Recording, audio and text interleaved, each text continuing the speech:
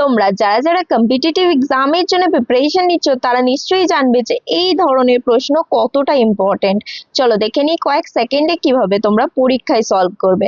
এখানে বলা হচ্ছে সরকারের নতুন নীতিতে পেঁয়াজের দাম 35% বৃদ্ধি পেয়েছে। তাহলে পেঁয়াজের দাম কত পার্সেন্টেজ ইনক্রিজ হয়েছে? 35%। আচ্ছা তোমরা কি জানো 5% সমান কত? হ্যাঁ, 5% সমান হচ্ছে 1/20। এখানে 35 আছে মানে 5 into 7, তাই জন্য এই নিউমারেটরকে 7 দিয়ে মাল্টিপ্লাই করে দাও। তাহলে 35% সমান ফ্র্যাকশন ভ্যালু কত? 7/20।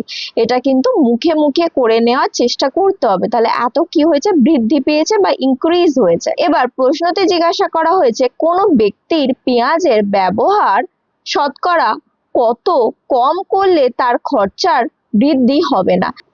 আচ্ছা তোমরা এর জন্য একটা ফর্মুলা মনে রাখবে, যেটা হচ্ছে টোটাল এক্সপেন্ডিচার ইকুয়াল টু কি? Total expenditure equal to consumption into price. এখানে যেহেতু দেখো প্রাইসটা ইনক্রিজ হয়েছে, বলছে কনজাম্পশনটাকে কত কমাবে যাতে করে এই টোটাল এক্সপেন্ডিচারটা আগে যা ছিল তাই থাকে। এবার যেহেতু আগে বেড়েছিল এখন কমাতে হবে, আর ফ্র্যাকশন ভ্যালুটা আমরা জানি কতটা বেড়েছিল। এবার কমাতে গেলে কি করবে? সবসময় নিউমারেটরটা সেম থাকবে, নিউমারেটরে কোনো চেঞ্জ হবে না, 7 যেরকম আছে সেরকম লিখে দাও। কমাতে হলে যেটা দিয়ে ভাগ করছো সেটাকে বাড়িয়ে দিতে হয়। নিচেরটা যত বাড়বে বা যত জনের মধ্যে ডিভাইড করবে এই যে ফ্র্যাকশনের পার্সেন্টেজ ভ্যালুটা কমে যাবে। তাহলে আমাকে এই নিচেরটা বাড়াতে হবে যাতে করে কনজাম্পশনটা কমে। তাহলে বাড়াতে গেলে কি করব? এই দুটোকে অ্যাড করব, 20 + 7 মানে হচ্ছে 27। এটা দিয়ে ভাগ করব, ইনটু 100 করে দিলে কি হবে? ফ্র্যাকশন ভ্যালুটা থেকে পার্সেন্টেজ ভ্যালুতে চলে যাবে। এবার এটা যদি তোমরা ক্যালকুলেট করো অ্যাপ্রক্সিমেট আসবে কত? 26%। পুরোপুরি কাটাকুটি যাবে না, অ্যাপ্রক্সিমেট কত হবে? 26%।